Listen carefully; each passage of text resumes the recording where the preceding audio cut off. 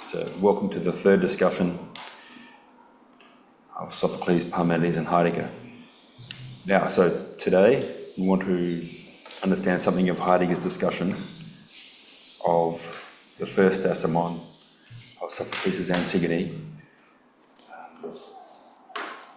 I was going to try and provide a small introduction, and I thought for the following reason. Heidegger says there are three orientations for human beings, fundamentally: science, philosophy, and poetry. And science is out, right? It can't provide guidance. To be guided by science is to be guided by something that can't give guidance, and therefore to be nihilistic. I think Plato, with using these terms very roughly, Plato completely agrees. Continuously, over and over again in the dialogues, a techne, or an art or a skill, or an episteme, a science, is shown to be incomplete because the scientist or the person who has the art or skill is not shown by that art or science how they should use it. So a doctor could as well be a poisoner as a healer, and so on. Right? So there's a radical difference between ancient and modern science, which we don't have to go into, because on this point, there's an agreement between Plato and Heidegger about the character of science, that it's incomplete without poetry or philosophy. And I thought, if it's not, I don't want to introduce other texts too much as a digression, but just as a snapshot of why Heidegger thinks we're in such dire straits in a world dominated by science, I thought I might read a couple of lines from where Nietzsche, in a very famous passage, has a madman announce that God is dead. So this is from The Gay Science, and it's aphorism 125. And I want to read, I'll just read some from this, and then I'll read a couple of lines of Heidegger commenting on this to try and bring out the meaning. So this is Nietzsche. Haven't you heard of that madman who in the bright morning light lit a lantern and ran around the marketplace crying incessantly, I'm looking for God, I'm looking for God. So we have the superfluous light of a lamp in the daylight, right? Since many of those who did not believe in God were standing around together just then, he caused great laughter. Has he been lost then? Asked one. Did he lose his way like a child? Blah, blah, blah. So they make fun of him, right? Now, what the madman responds to this mockery by saying, where is God? I'll tell you. We have killed him, you and I. We are all his murderers. But how did we do this? How were we able to drink up the sea? Who gave us the sponge to wipe away the entire horizon? What were we doing when we unchained this earth from its sun? Where is it moving now? Where are we moving to? And so on. So he's talking about that understanding of things which gave meaning to an epoch, in this case, the Christian epoch. And when that fades, what replaces it, right? Because the whole orientation is given to it by, its, to use a Spinoza's term, the theologico-political teaching of that people. Right? And what that means is that in the absence of that orientation, the possibility of being human begins to fade. And that's why Nietzsche, in Thus Spoke Zarathustra, talks about what he calls the end of humanity in the last man. And he means the devolution of humanity into the final fragment of the human species before it becomes an animal again, because it doesn't have ideals or principles or gods.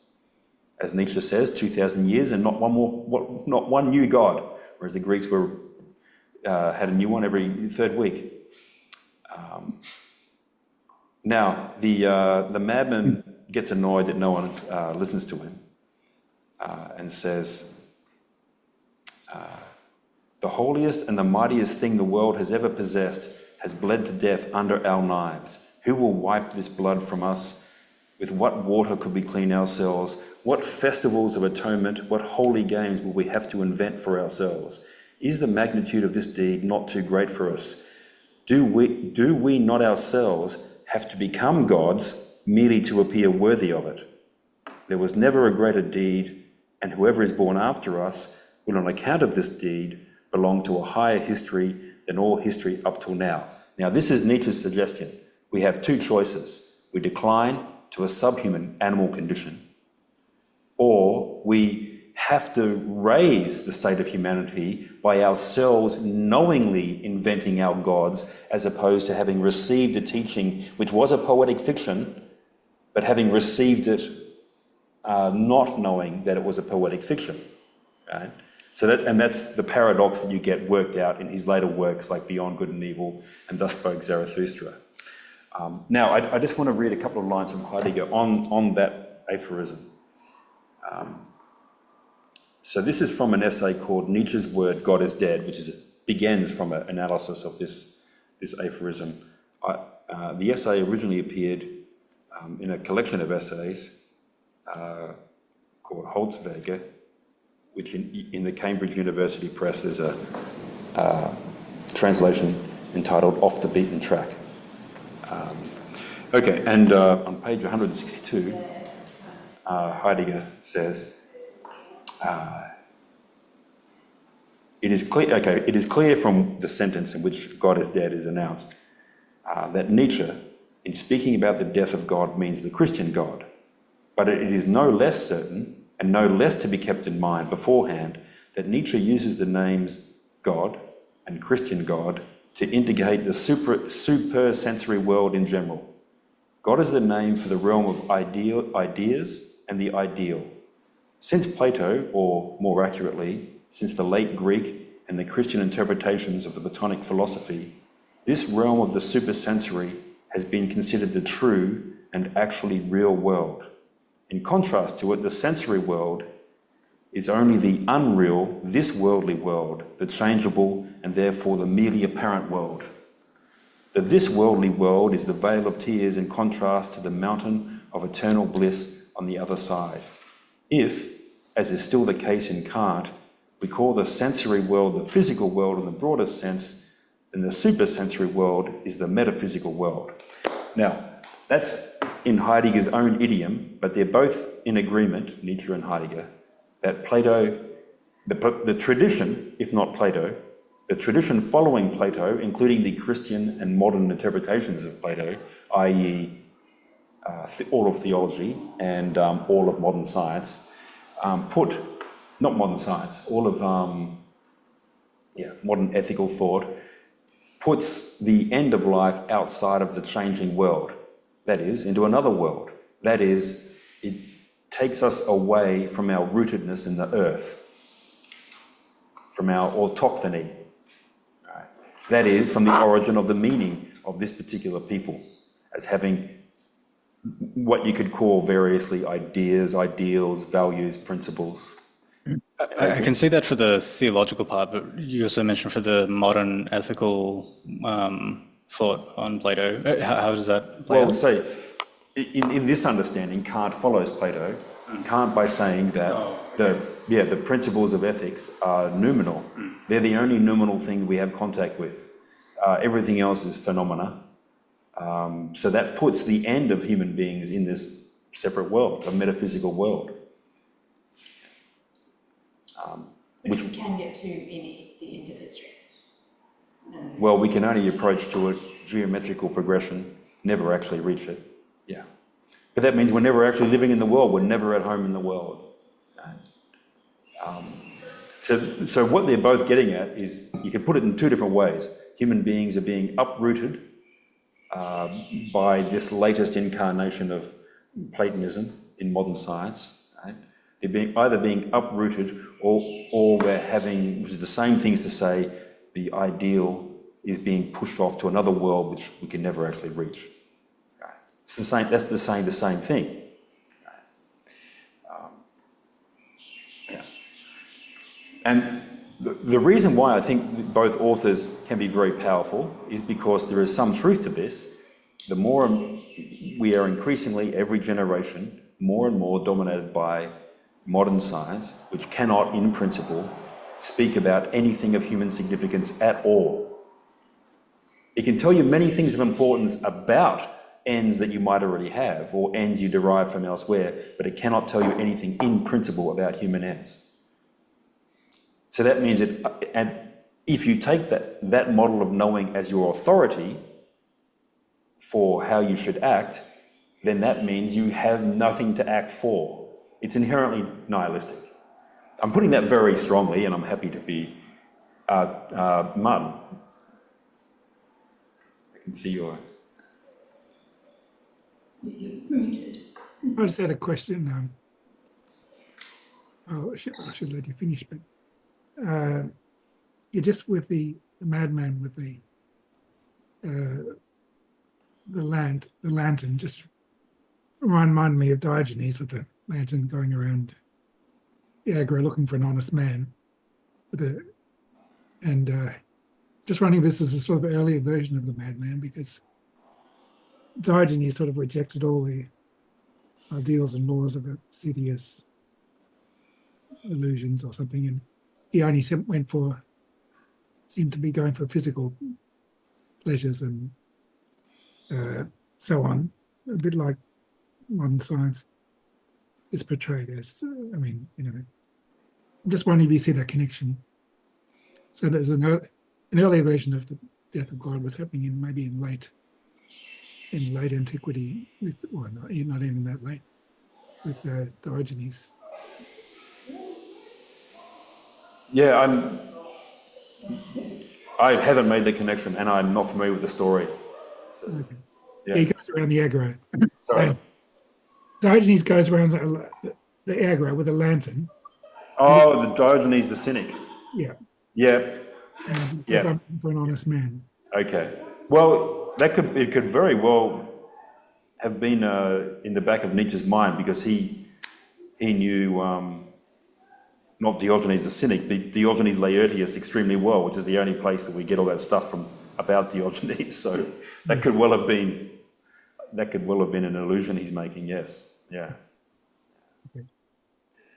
Martin, Yeah. you mentioned nihilism just a minute ago in a rather tempting way. Would you mind just saying it again, please? Because I think I want to challenge what you just said. What nihilism is, that it makes no difference what you do. Alice, what's the word, Margarita? Alice? No, Everything is permitted. Alice is allowed.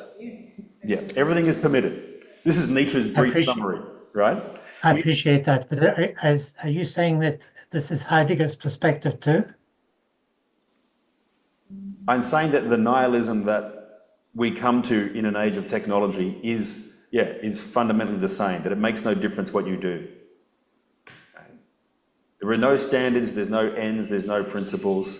Now, the ground of those ends, principles, or whatever is radically different from Nietzsche and radically different from Plato, but yes, they agree on what nihilism is, I think. Right, so it's an expression of modernity, but it's maybe I misinterpreted you. It's not an expression of Heidegger's thought per se. It's what he takes himself to be attacking, yes? Yes, that's fine. That's all. Okay, that's clarified. Thank you. Okay, yeah, no, I think that my suggestion was that they're both asserting in different ways that modern science ends in nihilism and undermines the specific human ends, however those ends are arrived at, right? Yeah. Could I ask a similar question? with Heidegger, sort of, and he has I've only briefly read him, but the whole idea of leaning towards death as like a way of living true to your Dasein, to have to focus that intent, and therefore that gives you meaning. Is that still nihilism? Is it only nihilism because it's not attributed to a broader source of meaning? Is it once you bring the meaning back to the individual, like a death-leaning Heideggerian uh, search for meaning, that's a form of nihilism in the same way that Nietzsche sort of leans towards the individual? Yeah, it's difficult to put it. I would find it difficult to put it in terms of the individual. But if I just I'll just make a statement, and if you can respond to that. Yeah. So in Nietzsche, it is different because Nietzsche says it is actually true that by nature, in being, in itself, there is no difference, right? So he's a nihilist too, but he's a noble nihilist. So what makes the difference between nobility and ignoble nihilism of modernity is the way in which values are created. So that's one thing. With Heidegger, I take it that living authentically in the light of your mortality is in fact overcoming nihilism. Yeah. Yeah. Yeah, that's exactly what I was asking. If that was the purpose of, if that is still considered to be overcoming nihilism in the way that you just suggested, or if it is nihilistic because itself, it's. I think you were saying before with the Nietzsche's madman, you said just after that there was the option to either decline back towards the animal or to. I think you said something like we create gods of ourselves. We move that sort of movement, and that both of those are nihilistic in themselves.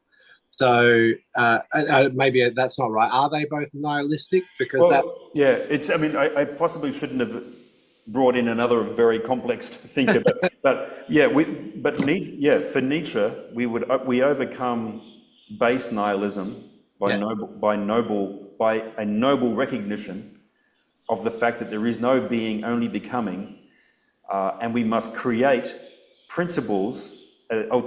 For example, in Beyond Good and Evil, it might be aphorism, it's 199 or 192 or something like that. He says the genuine philosophers are lawgivers and commanders. Yes. They say, thus it shall be. Now, he has made it extremely clear there is no being. So you're basically creating an illusion that informs human life such that it is ennobled, and that's going to be a temporary illusion. Yes. I mean, that's my, way of putting it, which you obviously dispute.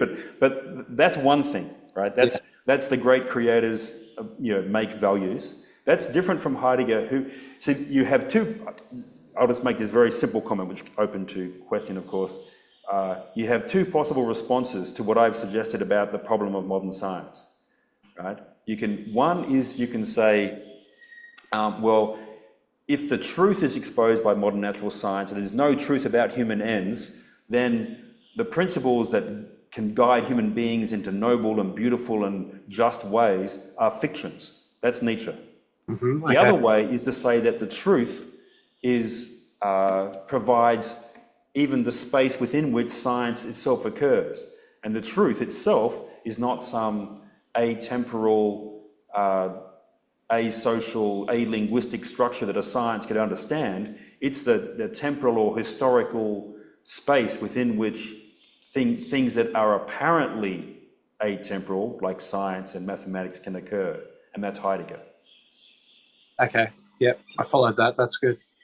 That's my rough orientation, which obviously open to. Yeah, because they are different. But that's, I was just trying to align the concept of nihilism with those two paths that you sort of laid out there. That's good. Thanks. So I'm just wondering about the authority of science and yes, so if we take Heidegger to understand, or anyone really, to understand science as a sort of set of careful rules and restrictions about what could be valid for inquiry or thought, then where do we get the authority of science from? Because then, science is quite a careful, could be, kind of a careful endeavour that doesn't really care about truth or, the ultimate outcomes of things. I guess actually that kind of answers my question. But it's, Yeah, but where it just seems like there's some slippage between that and more modernity taking science as authority, and that therein lies the problem. Yes, so the early moderns, the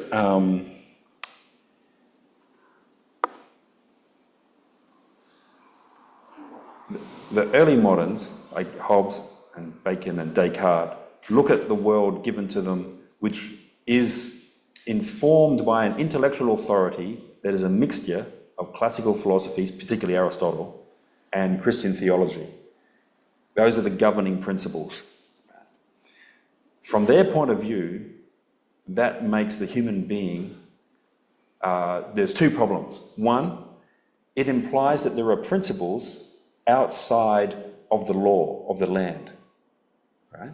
Christian principles, Aristotelian principles of natural right. These are outside of what your king or your republic has determined to be the laws of Venice or the laws of England, right? But what does that mean? That means that your philosophical speculation or your conscience, your religious conscience, can tell you to disobey the law. But that means that, and this is Hobbes, he says that that whole tradition, everyone from Plato to Thomas Aquinas, are anarchists because they're allowing a source of authority outside the society. Right? So we want to make the law have complete authority. So we don't have any more civil wars. I mean, it's a cliche that Hobbes wants to end civil war, but the civil war he wants to end is politico-theological civil war, right? Disputes over the highest being and so on. Now, so that means we're going to make human beings at home in the world with a completely authoritative set of laws by making a new understanding of human nature. Now, modern natural science is their invention, particularly Descartes and others, right, as the instrument to this new human being who is going to be at home in the world and whose ends are nice homely ends like comfort, food, clothing, right? Now, there's a problem. The enormously powerful instrument is only instrumental, and this is Descartes in the fifth discourse on method. Reason is an instrument useful for many different, in all circumstances. But it's an instrument, right? There are no theoretical ends. Now, the late moderns look at the same situation and say, okay, you, early moderns, have not made human beings at home in the world. You have uprooted us from our ends that are anything above the animal desires. And if we continue this way, you'll reduce us to animals. So what we're going to do in our different ways is make human beings wholly at home in the world, or return, this is the metaphor, to the earth. Both Nietzsche and Heidegger use this rhetoric of the earth. Yeah. Have I actually addressed your question, or did I go off on some... Well, where does the authority come from? The authority, okay, this is the very, very delicate thing that we have to understand, is that the early moderns like Descartes are extremely clear. Science is an instrument to ends. But that means that our ends cannot be known to be true. They're not scientific. In principle, they can't be known scientifically. That means that the attempt to displace all poetry and all religion and all fiction from society is actually replacing it with the boring poetry of utility. Yeah. But it's still poetry, it can't be knowledge. But now, so the science as an instrument is so enormously powerful that it completely transformed the world, and so of course that must be our authority to understand how something, what is the case, because it's so powerful. We adopt it as the authority, but you can't adopt it as an authority, and that's our dilemma. So the carefulness of the project, or what we're saying is its restraint and limitations, is actually a political program for domination, something like that. Well, can you put it? It's part of the political program that Yeah, it's a political, so the early moderns are saying, we're going to eliminate the role of poetry in life. I'm putting this very simplistically because they thought that these different poems about the cosmos and the highest being and so on are causing people to murder one another and burn each other over a low flame in order to prove that they're the devil or whatever, right? So we're going to eliminate that. We can just agree about what's fundamental, which is that it would be good not to die slowly and so on. But the instrument to those ends cannot endorse those ends. So now we have a disjunction between ends and means that cannot in principle be overcome. So we've swapped one paradox for another. You know, the paradox of theory and practice in the classics is that no society will ever be perfect. There's always going to be a disjunction between what we can know and the way things are. To get rid of that paradox, we create this new paradox of the disjunction between means and ends. To be, Adrian? So you mentioned with the late moderns' responses to Heidegger and Nietzsche, as you discussed already, but would you count the existentialists like Sartre and Camus also as a kind of response to it? I mean, they respond in a different way. Like for Camus, he also states that like the state of, I guess you could put it like natural science, doesn't give us meaning in this bizarre cosmos and everything, and so that leads him to the philosophy of absurdism. But it doesn't try to solve those ontological or political issues as much, at least in the works of Camus that I've read. But I wonder, like, is the existentialist project also... It's a response to the same problem, and one informed by Heidegger and Nietzsche, which is that, you know, our knowledge is instrumental, doesn't tell us about ends, so they must be made.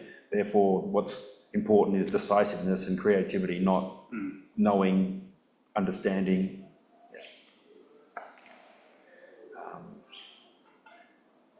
Okay. I'm not sure that helped, but I'm just trying to make a general comment. And let's go to Heidegger's reading of this. Now, what I thought I'd do is Heidegger divides his reading of the poem into 3 phases, and I've got a handout here for those of you who are here. Can you actually hand around those? And I've taken some quotes from the first phase, and I thought that we can go through that, just read these brief quotes, and then we'll go and read more at length in the later sections. So the first phase, he talks about this word deinon in Greek. And I mentioned, like in the play Antigone, just before this choral ode, the guard says, you know, it's a deinon thing when someone has an opinion that happens to be false. And it's a terrible thing, right? And then Creon says, yeah, and you're going to know that it's a deinon prophet, which could be wonderful or terrible, to act against the law which I have made. So deinon has that ambiguity. It's a wonderful prophet, but that's sarcasm, because he actually means I'm going to put you to death in some painful, hideous manner. Right? So deinos has this ambiguous sense of wonderful, astonishing, admirable, and terrible, frightening, and that's what Heidegger tries to bring out. And he says that, you know, the first 2 lines of the whole chorus, which is that, you know, there are many deina things, there are many astonishing or terrible things, none more deinos than the human being. That's the first 2 lines. And then, and Heidegger says, this is the character that runs through the whole poem. And that's what he discusses in this first phase. And if you can see at the top of this handout where I've got first phase, and then under that a quote where he says, the human being is, in one word, to denotaton, the uncanniest. Now, just a tiny, tiny footnote.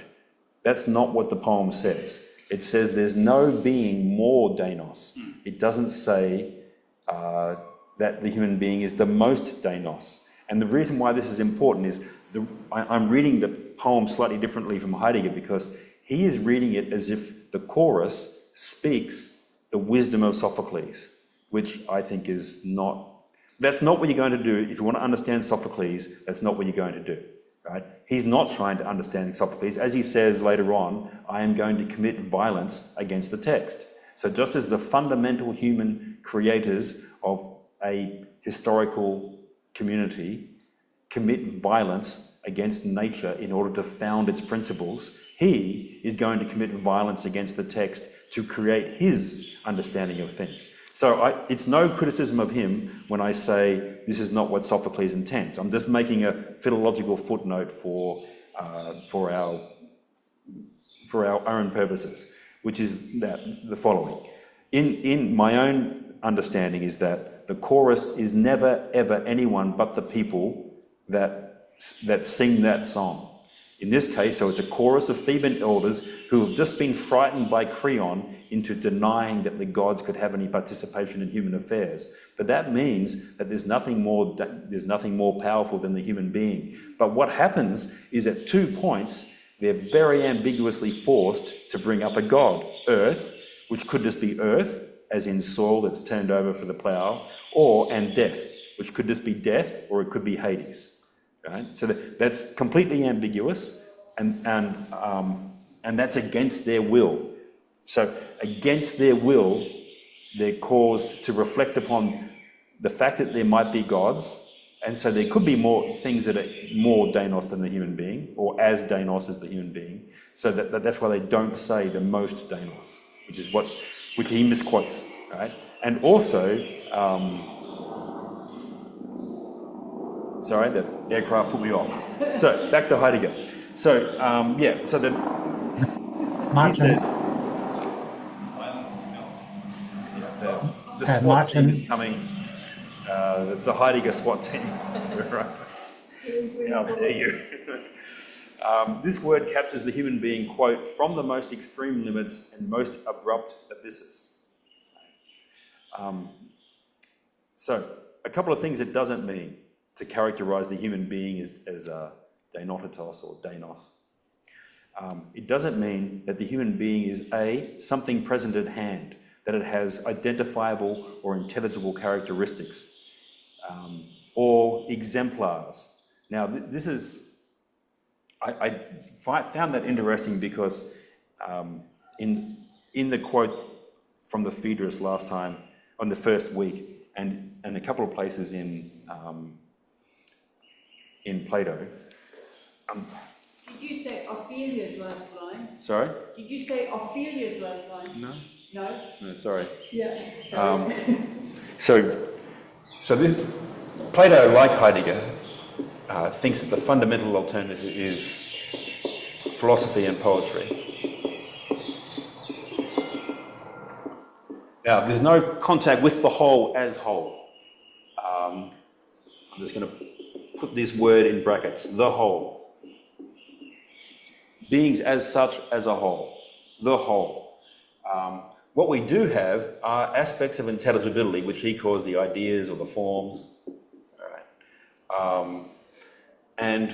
But human life is constituted in political communities by paradigms. Gods. That is, poets make figures into, make them authoritative, and to be authoritative, you have to be suprahuman, right? So that's a god.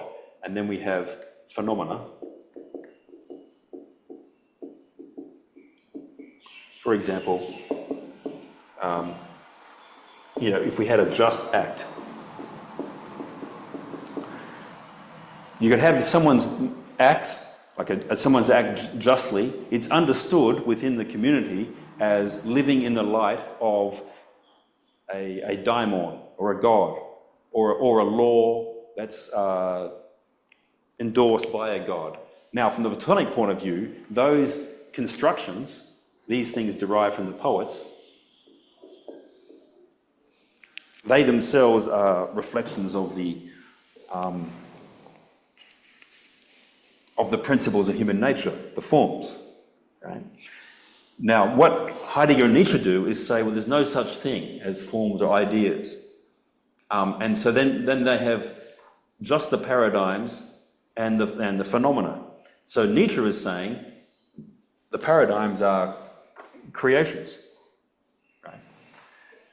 Now, Heidegger is saying no, the paradigms actually possess being, but it's historical. It's not atemporal, ahistorical, asocial, and so on. Okay. I just thought as background. Martin, Yes. you mention that quite often in your classes. When you say being, are you using being in the Heideggerian sense? But Heidegger uses being in about 35 different ways as well as we do. So, I mean, do you want to, I mean, let's read something. Okay. Yeah, I mean. If I can give you my interpretation, is that there are epochs, Yep. and there are understandings of being in each of those epochs, modernity being one, for example. Yep. The pre-Socratics being another, for example, the medieval being another. So there's an understanding of being, but it's not Heidegger's understanding of being. Yes, that sounds plausible to me. Yep. Fine. There's an That's all- interpretation of beings as what they are and as a whole that is dispensed or given with each epoch. Yes. Yes. Now, each of those, what people, thinkers, and ordinary people within each of those epochs takes to be the being of beings or the cause of beings is he would say a thing. So Christians think that the first cause of things is a thing, God. Platonists think that the first cause of thing is the forms, right? A thing. And so Heidegger's response is you all are taking the source of being that can't itself be a thing to be a thing. And that's the metaphysics of presence, etc., etc. Are we roughly on the same page? Yes, I would. So I'd go on to say that Heidegger's understanding of being is atemporal, which I think you might disagree with. It's the dispensation of temporality. But it's a process or a happening, not a thing. Yes? No, but I don't want to distract you from your class. So actually, let's read some more Heidegger, and you can bring out as we go, just how we can read it. Just because if I just fumble around, I'll no doubt say something that doesn't agree with the text. But I really hope that we can find some passage where he discusses being as a whole, and as opposed to the being of beings and so on. And okay, so as opposed to anything that's a thing, right? What is deinos has two senses, and I've got a quote for each sense after here. Right, so on the one hand, deinon names the terrible, but it does not apply to petty terrors. Fine. The terrible in the sense of the overwhelming sway which induces panicked fear, true anxiety, as well as collected, inwardly reverberating, reticent awe. The violent, the overwhelming, is the essential character of the sway itself. And I put in our translators put the German words into a footnote, and I put them into the text, just so you can see how they have the same root. And I just want to read a line from earlier on in the book.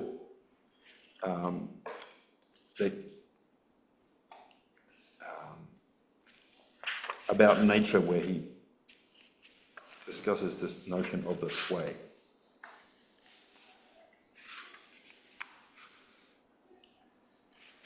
Okay. So he's discussing here, the Greek word physis, which we translate as nature.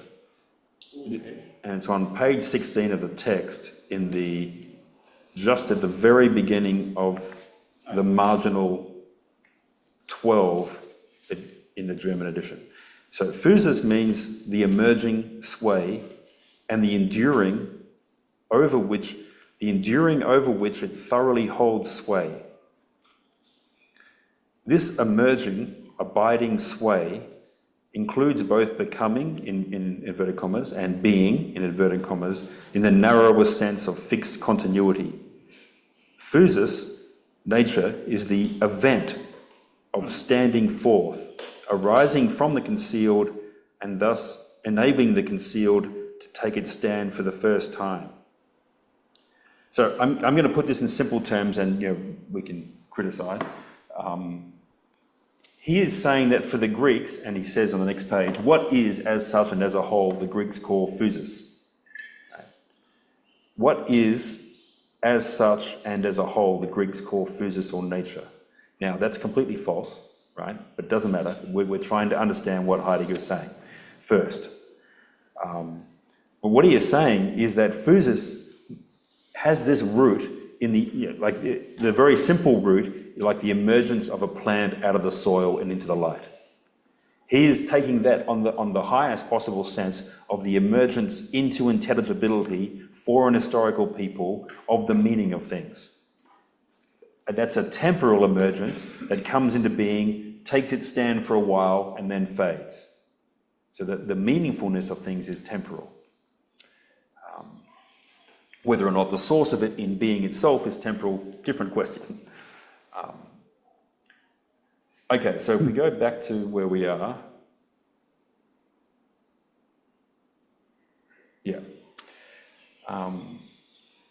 so that source of the meaningfulness of things is, on the one hand, the overwhelming sway that is terrifying. That's on the one hand. Now that's because, in a sense, we are subject to that, right? Or object of it. It's subject and object, words I shouldn't have used, but anyway. But on the other hand, Denon means the violent, in the sense of one who needs to use violence and does not just have violence at his disposal, but is violence doing, insofar as using violence is the basic trait, not just of his doing, but of his existence, or Dasein.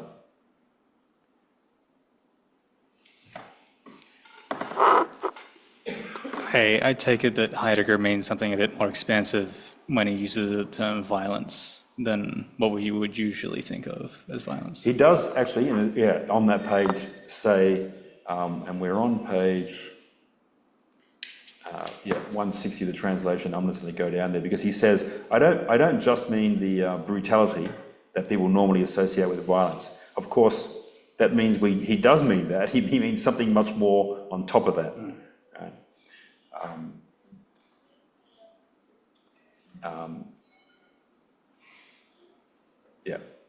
Okay. I'm not going to be able to find that exact passage, but he does say, I don't just mean the brutality of everyday violence. What I mean is that the basic trait of the opening up of a world for human beings is an eruption into the world and an act of violence against that world. Right? Is it an act of Martin? violence? Sorry. Yep. Sorry, go on, Lauren. No, I was just going to say, is it an act of violence against the world that it erupts into?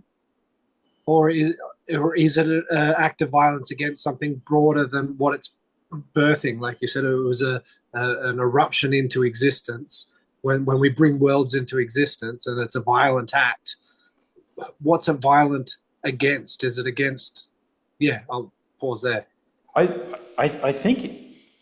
think we have suggestions in the passages that we're looking at that both senses are present. Okay. This is when he talks about the high creative types not being in sync with their times. It's because to bring about a new understanding, or not a new understanding, a new way, World, yeah. you have to destroy the last way. Mm-hmm. Right? That's one sense, which I think he is saying is there. And that's what I referred in the first discussion we had, when he talked about the being out of sync with one's time, which, for the classical tradition, that's because no time or place will be living in accord with the truth. It'll be living in accord with whatever opinions people have. So there's always a disjunction between the thinker and being a citizen. Being part of a community. This is a very different way of being out of sync. He is saying that the thinker is out of sync by being either back at the inception of the current time or inventing the measure of a new way. And that means the destruction of the current way. So the thinker or creator on the highest level is never in sync with their time. So I think that means both. On the one hand, an eruption of the creation of a new principle or way or whatever that is, not in accord with some natural standard that stands outside that, and that's, metaphorically speaking, violence, but also the destruction of the last. I think they're both there. It's showing a flip side of the two sides of the coin of creation and destruction being the same process. Yeah, I think that makes sense. Yeah. Martin. Yep. Sorry, Peter, you speak first. My understanding is very, very different from what you're talking about. And you talked about, let's find a place where he's talking about being. My sense is this is where he's actually talking about being. And the struggle that's taking place is the struggle between the concealment and the unconcealing. And it's the strife that's taking place in that place. And the violence doing is the violence doing that's being done by Dasein against being, which wants to conceal. That's also there. I think all three are there. Now, when he says, so Dasein is the unintelligible source of the intelligibility of things, yes? Like things are intelligible and meaningful to us in the world, in our being in this world, yes? Well, yes. But the source, the being that makes that possible, the being that each being has, that is in itself not intelligible. That, to use his word, is a mystery. Yes? Yes. Now, and to wrest things into intelligibility, that is itself a kind of strife or struggle or violence. To make the concealed unconcealed. That's right. And who's perpetrating that violence? The very few creative, poetizing thinkers or thinking poets. And those people are the ones who are, in his understanding, high in the city and out of the city, as we'll come to shortly.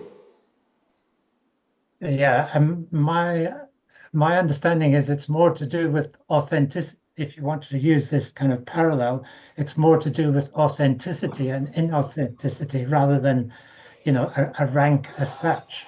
But I think that's on a lower level, right? There are people in a society who can authentically or inauthentically grasp the possibilities made possible by those creators, thinking poets and so on.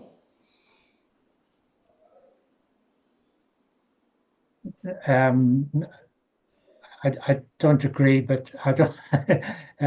Well, let's go to a passage. I think I have something in mind. I'm just going to see if I can find it.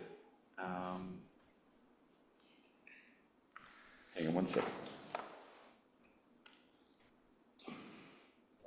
I mean, whilst you're looking for that, I'd like to quote from Being in Time on page 265 of the English translation. Which one, Macquarie?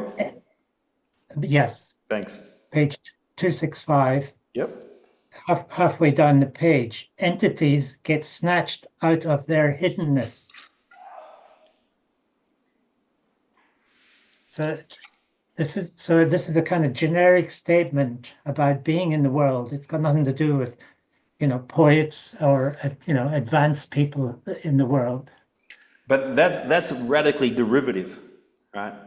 People within a world have to retake those, re-snatch things into their intelligibility or whatever, because you can't simply follow a tradition and be authentic. You have to do that for yourself. But that's radically derivative from the people who set these principles in place in the first place. Let me just find a passage.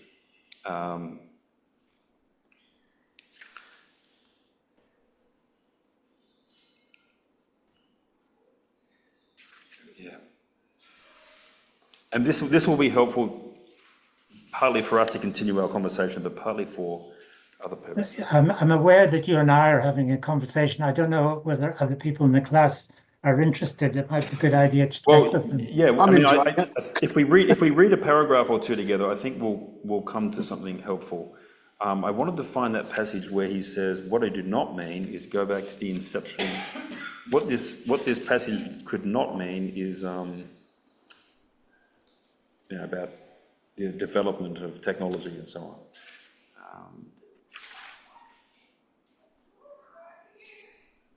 Is that where he first uses technique? The word technique. So you need about.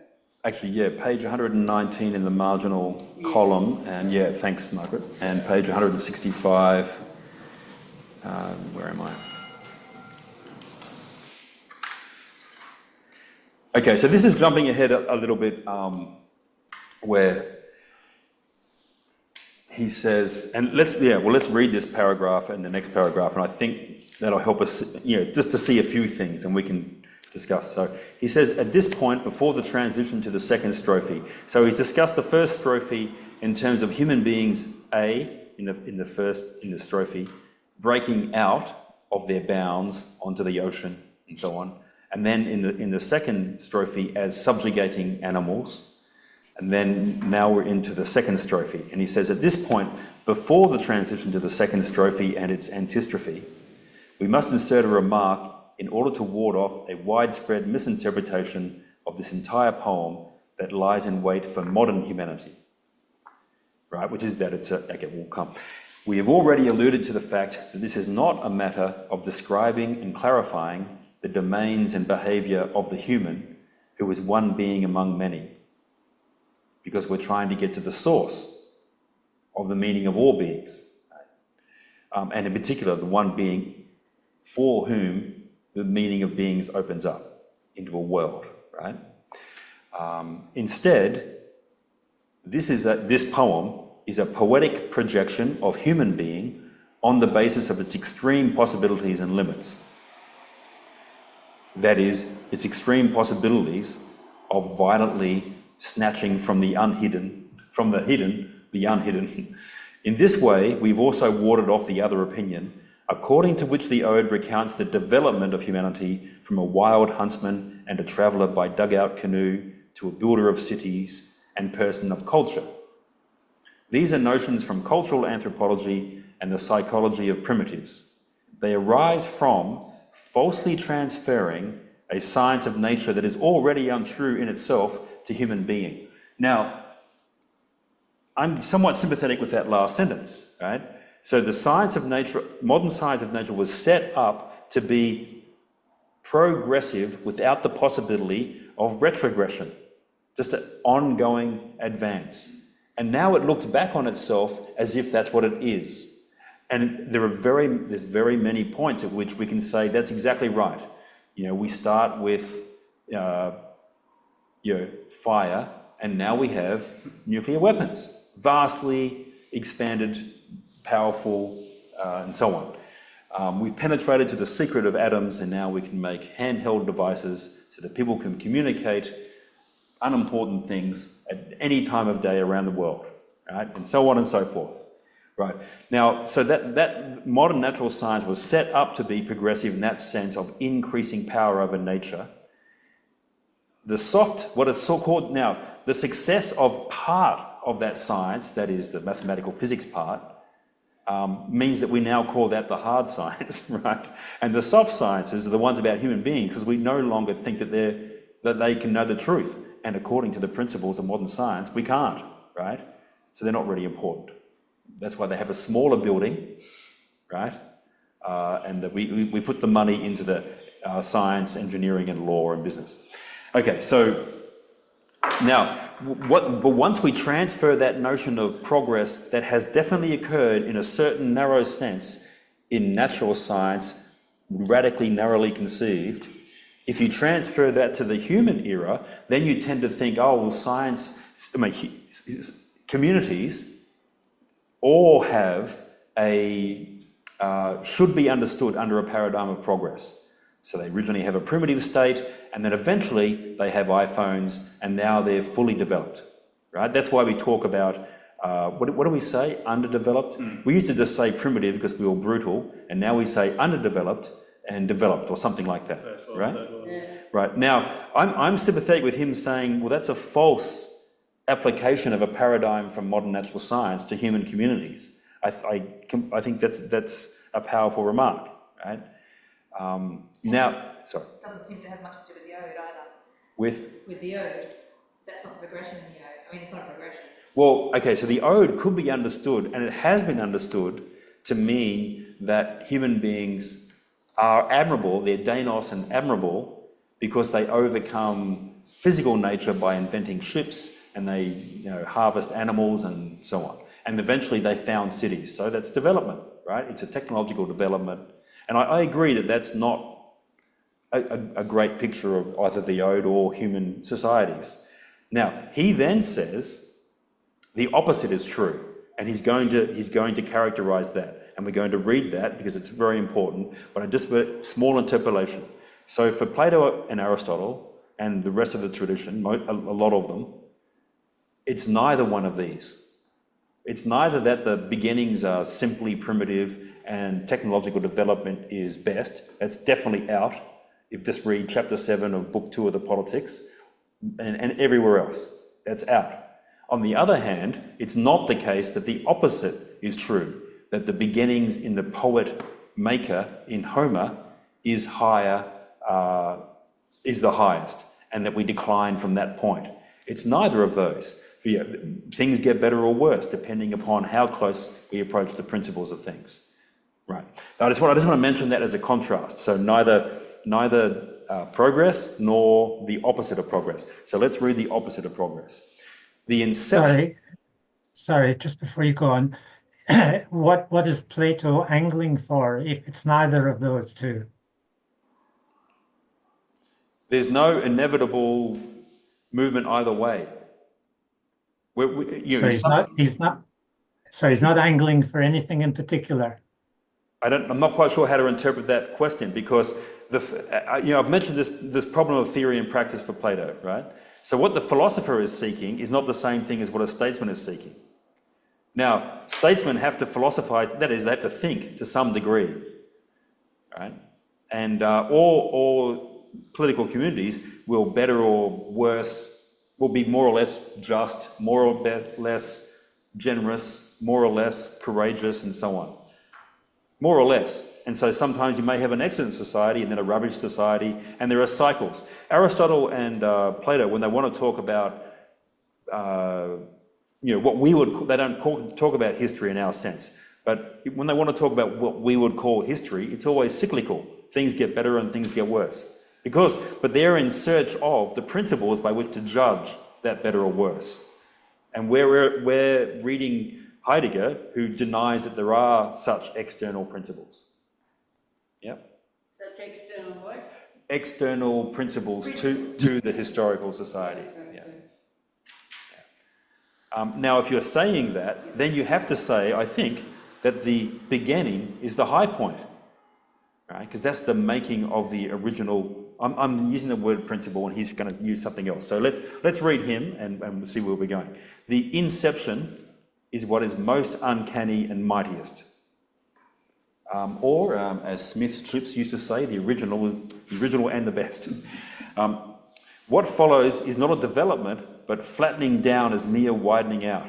It is the inability to hold on to the inception. It makes the inception innocuous and exaggerates it into a perversion of what is great, into greatness and extension purely in the sense of number and mass. Now we come back to the remark that you read to us, Peter. That is, we later people, especially living in a mass society, if we're going to have any aspect of authenticity in our existence, it's because we can grasp what was unhidden in that inception to some degree. But that's the real thing. That's the highest thing. That's the mightiest thing from which we decline. That's how I'm reading it. But he's also looking forward to a new beginning as well. Exactly. And in this book, he takes himself to be doing There's a very great misinterpretation that when he says questioning is highest and so on, he means people sitting around a table like us trying to understand things. That's so radically false, it's not funny. Questioning means the complete destruction of the possibility that there are any principles to judge our creation of new standards. That frees us up for a new epoch. Right? And that frees us up for a new knowing. But knowing, he doesn't mean knowing something and then applying it. He means making, as we'll see in this passage as we continue. Okay, so the uncanniest is what it is because it harbours such an inception in which, from overabundance, everything breaks out at once into what is overwhelming and is to be surmounted. Now, I want to read something that I think is very sympathetic to this view from someone who I admire very much, Eva Brand, talking about Homer. And I thought if you wanted a sympathetic illustration of what he is saying, it's provided by Eva Brand in her book on Homer, which is called Homeric Moments. And I just happened to use this in the class that Peter and Adrian were in last night. We're doing a ancient Greek course. And just as part of the motivation, I just reproduced this paragraph from Eva Brand. And I'll read it. While Homer did not have a literary, that is, a written tradition behind him, that is, he is the inception of this tradition, right? He most certainly had one ahead of him, since he himself became the source of literature, not of a literature, not of a genre, of literature, right?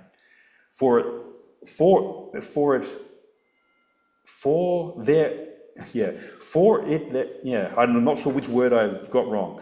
For there to be something called literature, aside from a catalogue of belles lettres, it must manifest itself as a cohesive texture of influences on a literate reader and writer, and there Homer is first in time, first in enduring effect, first in breadth of use, first in force of inspiration.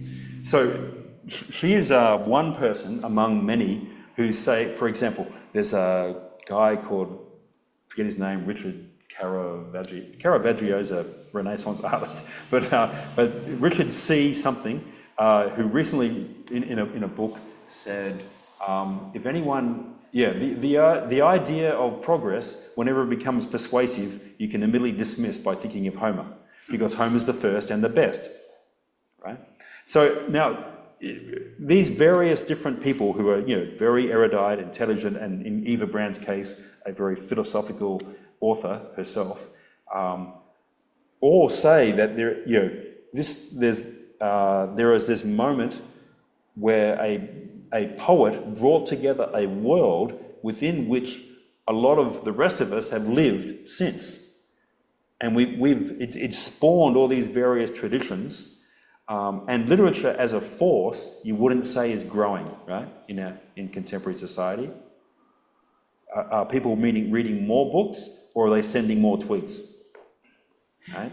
I think people are sending more tweets, just not us. We, of course, are all transcendently, intellectually devoted to the truth. But I mean those other people out there, right? There is arguably some progress in literature insofar as like there's new media of which to present art, say like through movies and even video games to a degree, but also in genres like science fiction, which didn't exist for centuries, right? So when Aristotle told a little story about how, Homer told the story about Hephaestus making cauldrons that turn themselves on and cook your dinner, and lyres that play themselves. Don't we have the beginning of science fiction? No, that's a good point. I mean, I'm not trying to defend Homer as the inceptor of our world. I'm just trying to suggest there's something. It's possible that Aristotle wrote some science fiction in his Lost Players as well. So. Right. Actually, yes. Yeah. No. He wrote a version of. This is partly preserved in Cicero of Plato's cave, except it's an artificial cave constructed, which Plato just hints at. But yes, it's the Matrix. Can I just make a suggestion that there's a bit of a tension in Heidegger and also in Nietzsche, but between their appreciation for old traditions, including the Homeric and the classical Greek, and even the medieval traditions. They appreciate them, but on the other hand, they say that they are getting beyond them and destroying them. Yep. But the fact that they rely so much upon the brilliance of those ancient traditions means that they're not perhaps really overcoming them, because they have, as long as those texts are not destroyed, they are permanently open for anyone who wants to read them. And, I think many people would say that there are permanent, incontestable truths in, for example, Aristotle, where they're stated very prosaically, like in the Nicomachean Ethics. And I don't think they would be disputed by Heidegger and Nietzsche. So there's a tension between. No, I think they would be disputed. See, you and I, Chris, would say that there are things in the ethics that are simply true, right? Of course, what those things are, we're going to disagree on when we get to the ethics. But for Heidegger and Nietzsche, no, there are not things that are simply true. So just to take Heidegger as an example, like the very, very great praise that he gives to Parmenides and Heraclitus is qualified by the fact they still were not fully aware of what they were doing. That the ambiguity within the meaning of being was not fully worked out by them. Only he is working it out. So within his own understanding, there is that recognition of the greatness of the beginning that they made, but it contained a self-opacity and an opacity towards the source of things that led to our contemporary problems. But that's all fair enough. But the way I see it, when Heidegger, and I think he does, agrees with Nietzsche that the world is the will to power and nothing else besides, it very strongly comes through in the pages that you're discussing right now, that's a really narrow way of looking at the effects of science and technology, because it is blind to the fact that these other things, like the incredible importance of eros for the good, eros for the sublime in the Symposium and so on, these things are still with us. Why does he say, no,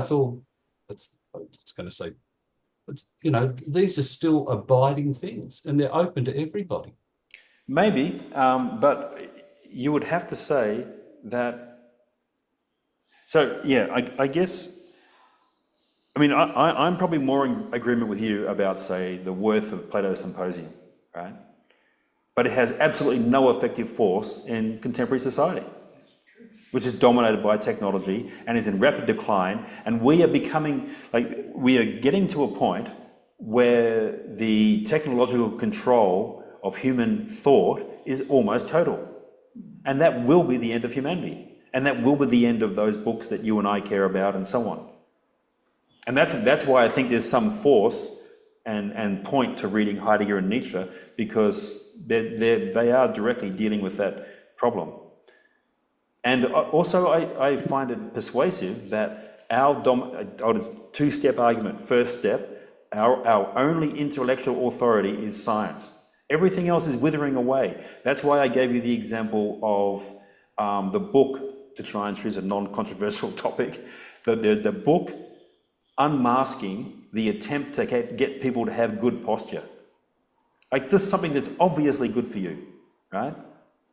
Now, the fact that some people definitely, obviously some horrific racist at some point said, we have good posture, and those people, and so what? That's not the question. The question is whether or not it's actually good for you. But no, in what they are doing in that book is they are thinking through the reinterpretation of human nature that begins with Hobbes and other people at that time, that we are apolitical, asocial, and have no end by nature. And that means that any standard is an imposition on us. And Heidegger agrees. It's just that he can see that imposition constitutes our humanity. Right. Now, so on that point, Heidegger is both in agreement with the early moderns about the fact that that the human nature is not, we're not by nature political. We don't have ends as social beings that are intelligible outside of any particular society. And I'm going to read something from Hobbes on that if we get time. Now, I've gone off track slightly, and also we should... Sorry. A couple of things. One is when Chris mentioned destruction, both Heidegger and Derrida use destruction in quite a different way. And neither of them are wanting to destroy the ancient texts. What they're both looking for is to recover something that hasn't been seen before in those ancient texts. That's my understanding. So it's not. But I think Heidegger's not trying to destroy these ancient texts per se. But I think. Point. Yeah. Yep. Sorry. Well, you can respond to that, but I also want to say I'm with Martin Leckie in that he brought up the whole idea of another beginning. My sense is Heidegger is not looking to the pre-Socratics for to go back to the beginning then. He's particularly in his later work, he's attempting to create an understanding of another beginning, which is different from the conventional understanding of the pre-Socratics. I think that's completely right. So on the second point, we're completely in agreement, but I think that requires qualification of the first point, because that requires the destruction of the ways that have been hitherto in order to have new ways. I didn't say book burning, right? And obviously his self-understanding is formed by his passionate searching through these texts. And so he's not going to be burning copies of Heraclitus anytime soon. That's true. Right. Yeah, we should have a break, and we'll come back for more violence in 10 minutes. Saying that there's two interpretations. I'm sorry? In other words, that there's a kind of what I'm calling the ontological interpretation, but you're saying there's also an ontic interpretation. Is that a fair summary? It depends on which passage, but he's often speaking about the relation between the two. Yeah. Okay, I guess that's where I differ. My understanding is he's actually dwelling on the ontological. But you couldn't say, Heidegger, I'm going to tell you that at the foundation of everything is violence. But of course, I mean that everyone should have pet rabbits and pet unicorns and blah, blah, blah. When you're using the word violence there, he's using it in a completely different sense. It's for him, the violence is the struggle between the concealing and the unconcealing. Yeah, no, I understand that, but there can't be no relation between that and human existence. It's not like you can have fundamental violence in the act of tearing from what is hidden into the unhidden and so on, and then in our political, communal, social life, there is no violence. You're bringing the ontological and the ontic, and his thinking dwells on the ontological. It's very difficult to know what even to make of that, because you can't think you can't think being. Well, I agree. I mean, this was his whole project in Being and Time, and then his whole project in the later Heidegger. He's struggling with how to articulate being, but he's not taking recourse to our ontic understanding of being in the world in order to try and get. But what about his whole approach to technology? That's a critique. Yes. That's a critique. that's his whole discourse on techne is to show how being has been forgotten. He's constantly making observations about how our way of life is now degraded, right? Or how, Anyway, again, I'm maybe distracting the class. I'm quite conscious of this, so maybe we should get back to the class. You and I are going to be in courses for a while, so I'll pick this up again. yeah, I began with the quote. It's on page 40. I'll bring it up.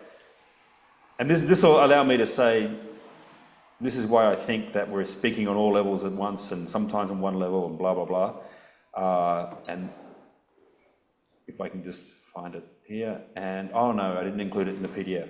I'll just read it. It's from page 40 of the translation of the first edition, 29 in the margin from the German edition. The spiritual decline of the earth has progressed so far that people are in danger of losing their last spiritual strength. That's people and their spiritual strength. That's not some,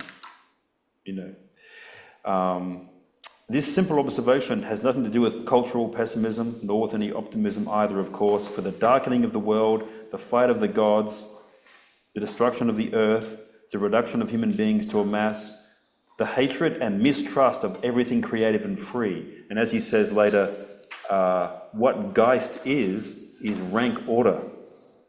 Rank. So our inability to have things that are higher and lower. So I'm taking it that we may be entering this parlous condition because of our forgetting of being, or the question of being, or however. But it's precisely our understanding of how things are as a whole and individually that makes us raise this question. I agree. You're not in agreement there. So I don't think we can, okay, let's leave it there and get back to him, and then we can pick up our cudgels and start hammering each other when we get to a passage. So I'd like to jump ahead, it's page 117 in the margin. Sorry, just gone past it. Which is 162 in the first edition of this translation.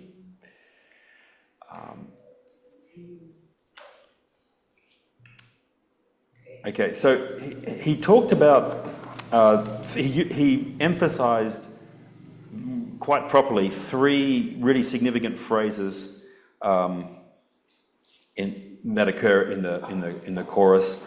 First of all, of course, Deinos, and then the second is this phrase, Pandaporos, aporos, epoudin erkatai, which if you translate it normally, it's, the human being has many resources, pantaporos.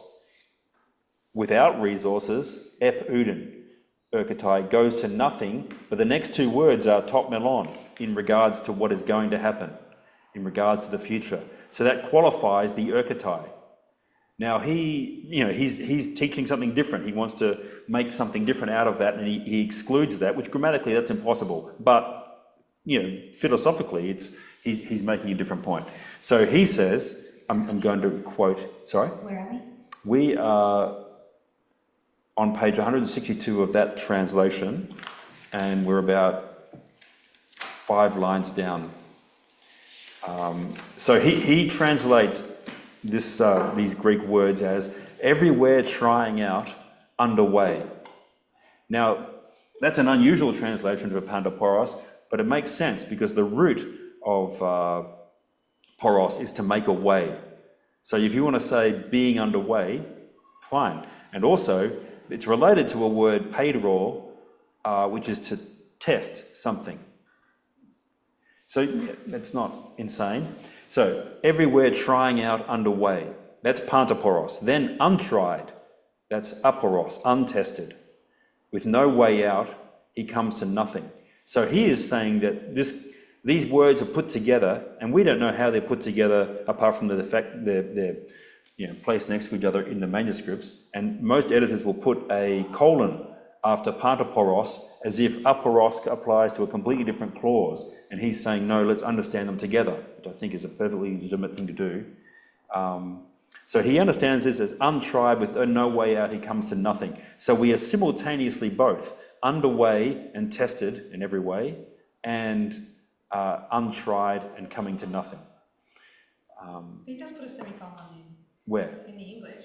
I mean. Yeah. But he's juxtaposing that as opposed to saying pantoporos relates to the earlier things, which is teaching oneself speech and so on, and aporos is, because the next phrase is about aporos. He goes to top melon, except for Hades, which he's going to bring up. Okay, now, but just to move ahead down this page to just above the marginal 117, where he says the interpretation. Sorry, I don't want. I feel I'm interrupting, but I think it's appropriate. So that this piece that you've just gone through, isn't that what Heidegger would call a destruction of the text, where he's looking at the text and he's trying to find another way of thinking about what those words mean. So when you critique him, you're critiquing him because he's translating words that are not in the literal sense. But so my understanding is you're a philologist, and so is Heidegger. But you interpret the text in different ways. It's not that one is wrong and the other is right. It's different. I would disagree with that way of characterizing it, because to me, there's better and worse interpretations. But he is definitely not just trying to interpret the text. He's doing something much grander. And I'm not criticizing him for misreading it. I'm just pointing out, I am pointing out occasionally where he departs from what is possible grammatically, for example. But as I mentioned before, he says at a later point that he himself is doing violence to the text because he himself is acting as one of these founding poetizing thinkers. So I'm not criticizing him for that, because his project is not to be a philologist. His project is to rethink things in a new way. Right, but you've got a literal translation, and you've got a philological translation. Yep. And that philological translation, it moves beyond the literal, correct? Well, what's the literal translation of Sophocles? Yeah, so, there's no... I mean, you've pointed this out yourself, Peter, that there is a problem with translation, that there's no true literal translation. And the best thing you can do, I mean, what is normally called a literal translation is whenever I translate the word kalos, I'm going to use beauty. Now, kalos can also mean famous, noble, etc. But if you translate word for word like that, then the reader can look at it and it's going to be very odd in a certain context to have the word beauty.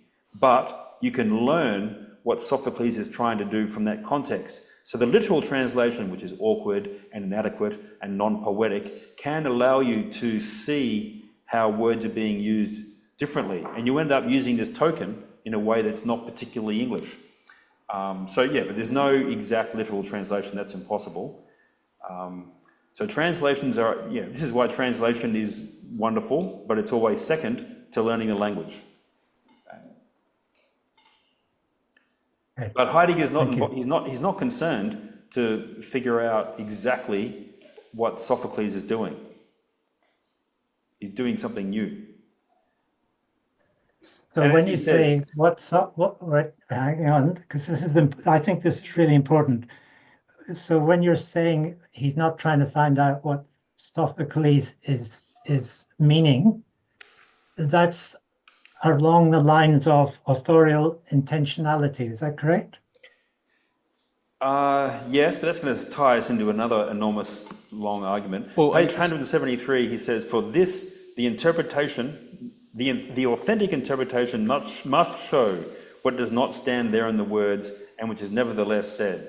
For this, the interpretation must necessarily use violence. Now, we could use that for both sides of our discussion here, Peter. You could say, well, it's an authentic... Absolutely. Yeah, it's an authentic interpretation, so I've got to do violence to the words to bring out the meaning. Whereas I am saying, no, you're doing violence to any possible intended meaning by Sophocles because you're doing something completely new. So we could both use that, yes? That's assuming that we can get inside Sophocles' mind. No, that's... Okay, so that there you and I would agree that it's not some kind of psychological, how did he feel, what did he do, but it's the intention of the poet as expressed in the words, which also means what is not expressed but intended with those words. But that is not what Heidegger is doing. Because he does things that are just completely false to the text. But that's not what he's doing. He's not, Richard Jebb. He's doing something different. Just on your last sentence there, Martin, it seems to be right that anything that's worth reading both reveals something that's worthwhile, because it's worth reading, but so I think the common way of putting it, every important sentence or poem reveals, and also it fails to reveal, it conceals as well. So people who come later, like Heidegger, he's looking for things. So that you've got revelatory things in Parmenides and Heraclitus, but Heidegger is looking for what's not revealed in those revelatory things. Something like that, I think. That's definitely part of what he's doing, yes. Yeah.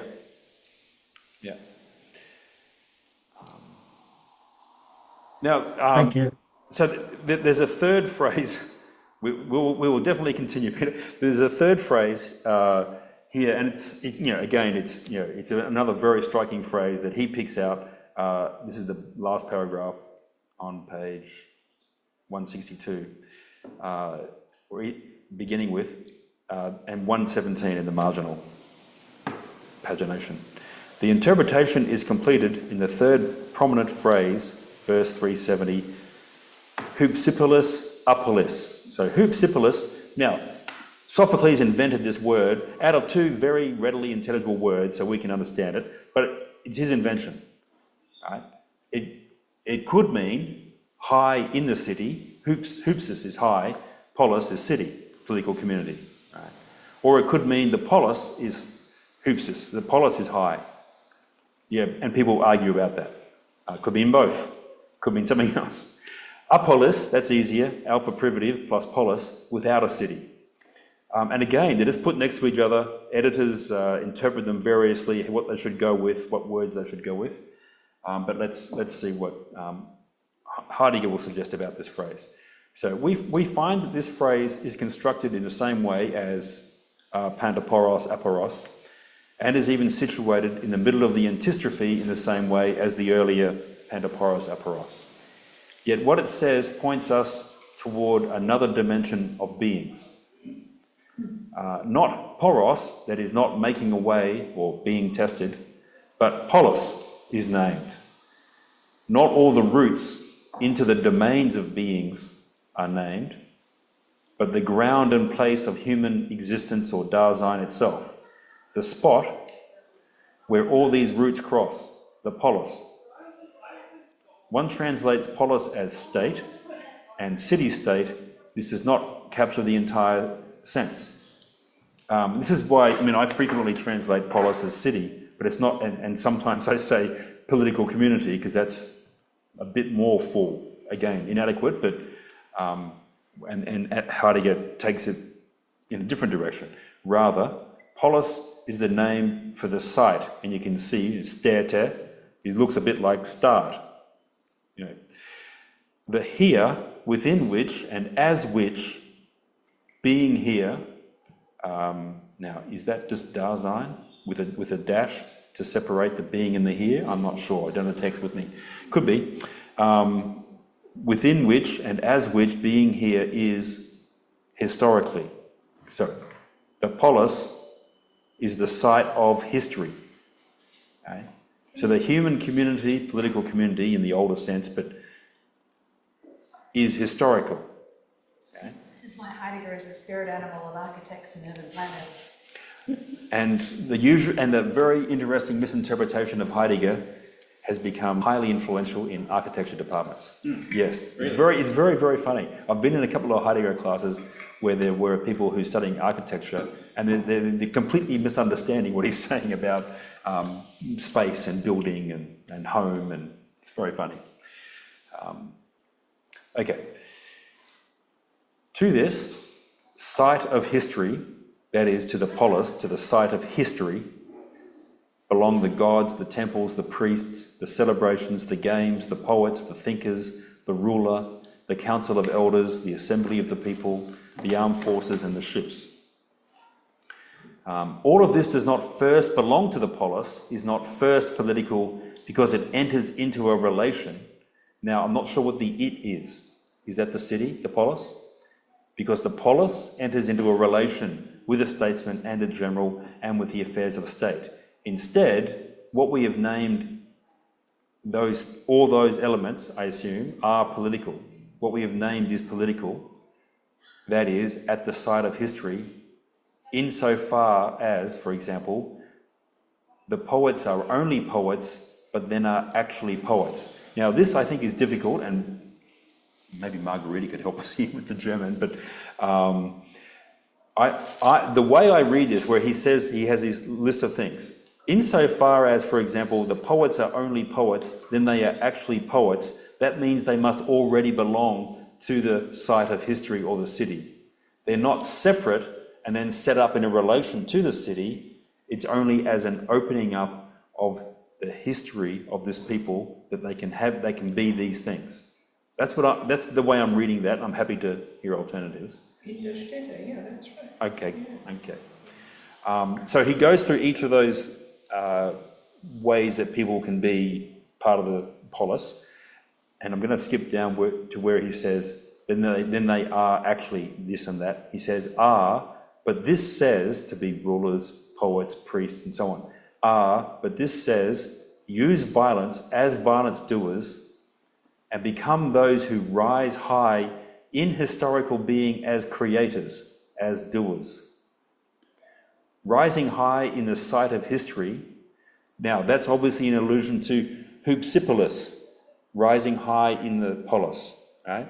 Rising high in the city, rising high in the sight of history, they also become apolis. So these two words are together, and he's giving an interpretation of this conjunction. They become without city and sight, lonesome, uncanny, unknown, unknowable, right? With no way out amidst beings as a whole. So they're aporos as well as pantoporos, right? No way out amidst beings as a whole, and at the same time without ordinance and limit, without structure and fittingness. And he's going to use this notion of fittingness to characterize decare or justice later on. Why? Because they, as creators, must first ground all this in each case. Right? Now, so I'll just give a one sentence reading and then see if anyone else has a suggestion. They rise high in the city in creating the city, but that means they are simultaneously standing outside the city. Right? The creators of the ways, principles, values, whatever, of the city are in one sense high and another sense outside it and making it. Makes sense. Because it's true. Yep. It's all right, don't need And so, Homer is standing outside of whatever tribe he's with when he makes the possibility for the Greek people.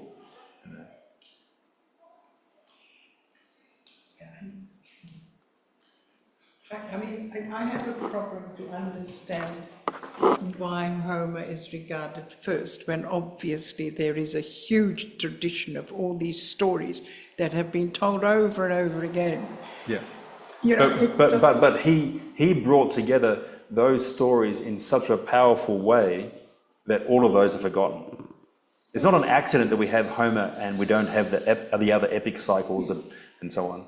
okay. It's not a complete accident. Yeah. Like, it's definitely partly an accident, but it's not a complete accident because the books that were copied over and over again down to the Library of Alexandria were the ones, like, for example, Pisistratus at Athens in the 6th century had them instituted. Every year we're going to have Homer, and he had them written down in Athens, and that's why we have a manuscript tradition, because it was the best, right? And at the time they had the Oedipal and other epic cycles that we now don't have, but that wasn't the one that they all wanted.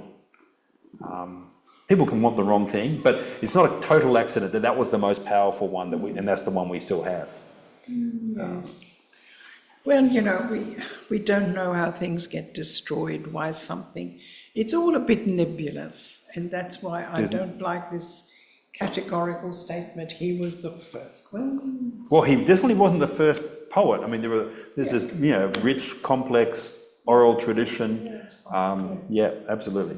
I had a similar point. Like, I was thinking the same thing when you brought that up just then, because I was trying to work out what the point of highlighting these catalyst thinkers was, because clearly all catalyst thinkers are going to be responding to their environment. They're going to be responding to the lack of what is there, the influence of their upbringing. All of that is them being in their world, and what they then become will be that moment. So I was trying to work out that whole process of change and growth and destruction, or violence as it's being called.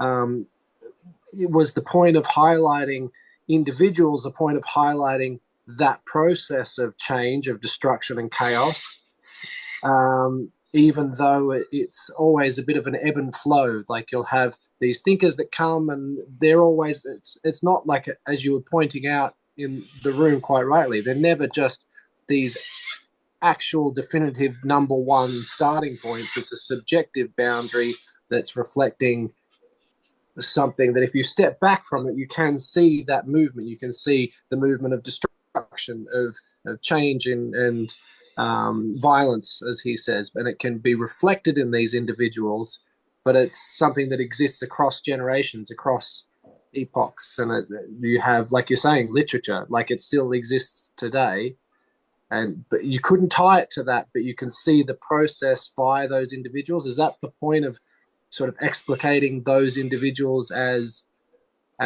key figures in that narrative? Well, let me say something just to sort of on why he might be giving it that emphasis. I mean, when he just before we start talking about the play, he says, what Parmenides is saying, that one line about thinking and being, expresses is a determination of the human essence on the basis of the essence of being itself. And he says that all of our, we can call this saying the guiding principle of Western philosophy. Now, I bring that up to make the following suggestion. Like, there is something, like Parmenides talks in a way that no one talked before about being and non-being. And what he seems to be suggesting is that being is intelligible, non-being is not thinkable, and we should be guided by what's intelligible. Now, what we make of that is hugely controversial, and it's very difficult to understand what his poem means. But that begins a tradition of philosophy that, what's intelligible, what's knowable to the human mind is X, Y, and Z, and we should be guided by what we can discover theoretically in our practical life. That's had an enormous epoch-making change in our way of life. And so that gives some force to his argument that there are such inceptive moments which are expressed by particular creators or thinkers. Does that make some sense? Yeah. I'm just wondering how definitive like that claim should be taken, which was the issue in the room, which was like calling them the first. Like you can think of any great thinker. It's like, yes, that moment happened then.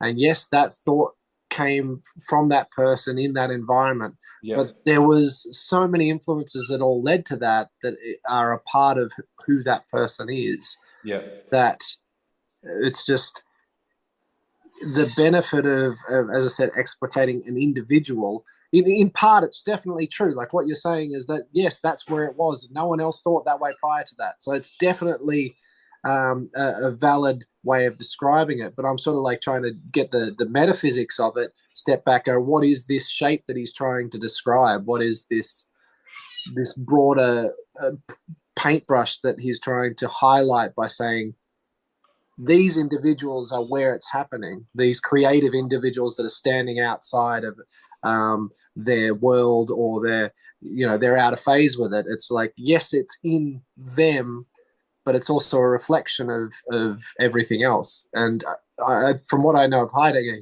he must take that into consideration. He's trying to highlight, is it the beingness of the change and the chaos, or is it the beingness of those individuals?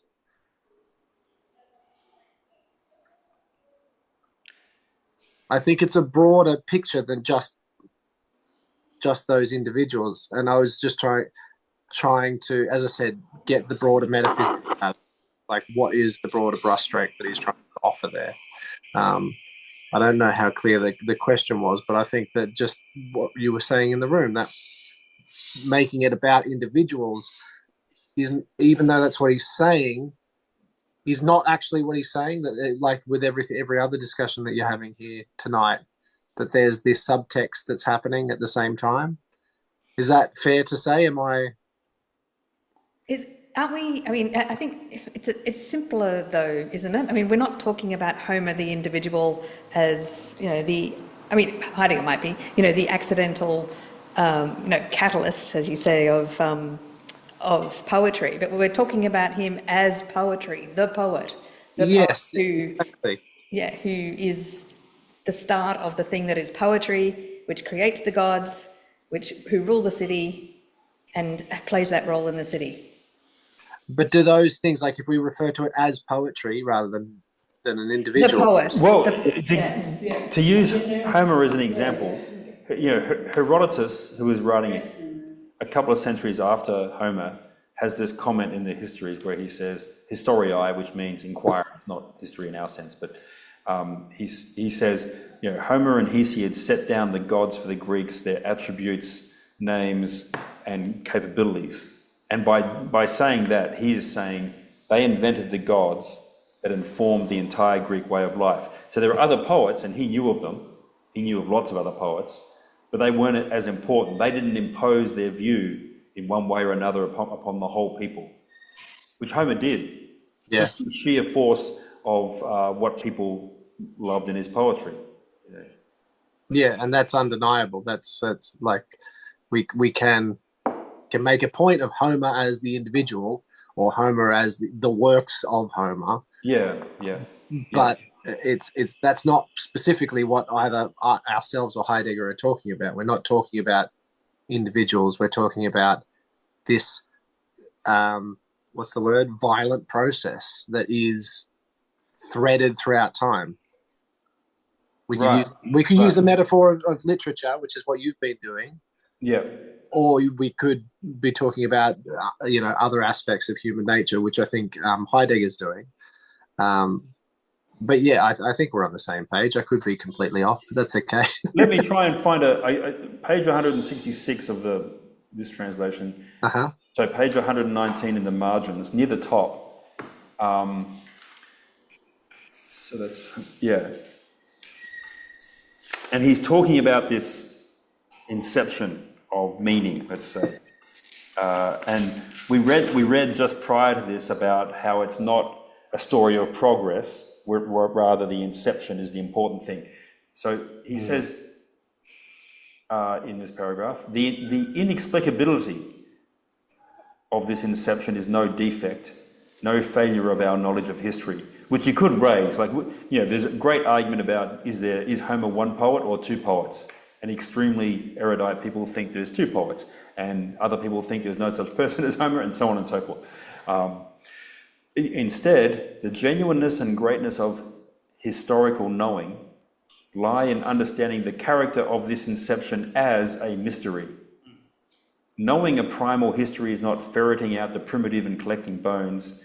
It is neither half nor whole natural science, but if it is anything at all, it is mythology. Now, how to take that? I take it that, yeah, we shouldn't bicker about who Homer is and what this particular person had in mind, but this poetry that we ascribe the name Homer to did have this inceptive effect on this community, this culture. But how it did, and what, and how the various very rich and complex strands of poetry behind him were transformed into these works, the Iliad and the Odyssey, how that happened is a mystery.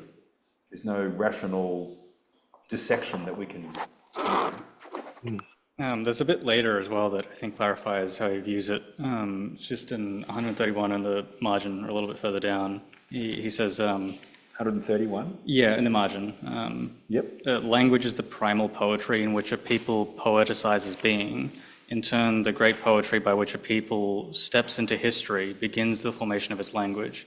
The Greeks created and experienced this poetry through Homer.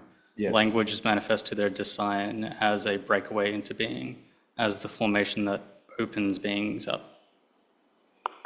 I'm not sure I understand the last sentence there, but yeah.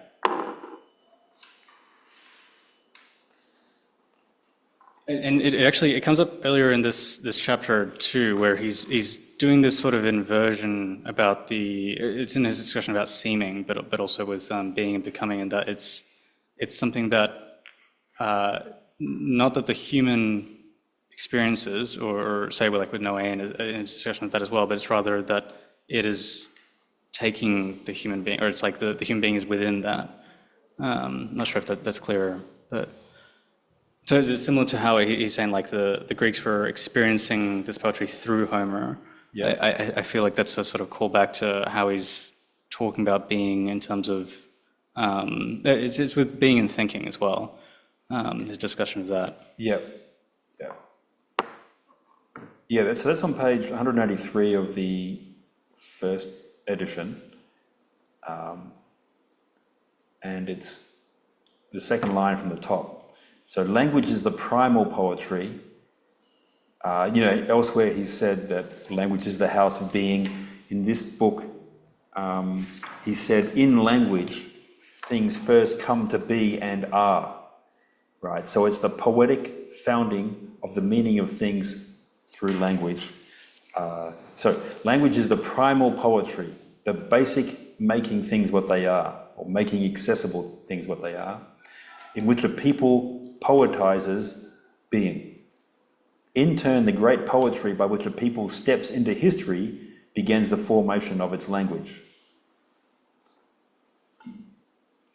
The Greeks created and experienced this poetry through Homer, or whatever Homer represents, without being too particular about the person. Language was revealed to their existence, their Dasein, as a breakaway. And he's picking up his own, he has all this very elusive language, and he's picking up the fact that in the first Stasimon, he characterized the human being as breaking away from its bounds, going over seas and so on. As a breakaway, and he used that as a metaphor when he talked about its relation to being. Breakaway into being as the formation that opens beings up.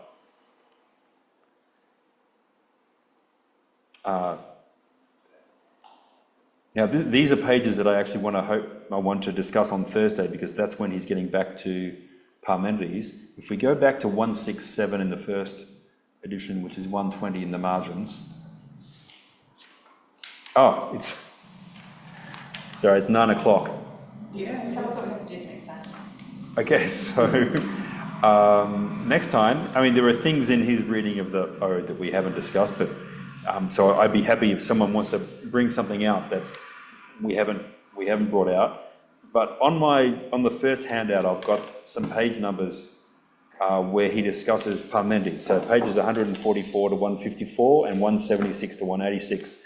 So these pages are on either end of the discussion of the Choral Ode. And so, yeah, I apologise that we're reading things out of order from this book, but which doesn't make it easy. And he's already not an easy author, but that's where he's discussing, especially that one line, the B3 fragment from Parmenides.